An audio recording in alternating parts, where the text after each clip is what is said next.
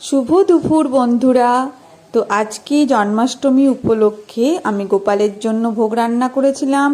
তো আজকে আমি গোপালকে ভোগ হিসাবে কি দিলাম সেটাই তোমাদের সাথে শেয়ার করছি। আজকে আমি গোপালের জন্য ডালিয়ার খিচুড়ি বানিয়েছিলাম। তো ডালিয়ার খিচুড়ি থালাতে সাজিয়ে দিলাম, একটু লেবু দিলাম, আর গোল গোল করে আলু ভেজেছিলাম, কাঁকরোল ভাজা করেছিলাম। আজকে আমি তরকারি করিনি, সব ভাজাভুজি করেছি। আর পটল ভাজা দিলাম, বেগুন ভাজা, ভিন্ডি ভাজা। গোপাল যেহেতু বাচ্চা, ওর একটু পাঁপড় ভাজা খেতে ভালো লাগে বলে একটু পাঁপড় ভাজা দিলাম, একটু টমেটো চাটনি দিলাম, আর সবশেষে একটু মিষ্টি দই দিলাম।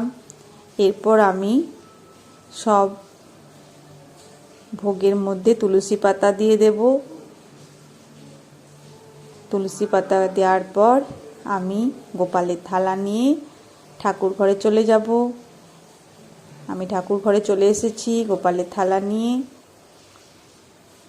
আর এক গ্লাস জল দিয়ে দেব গোপালকে।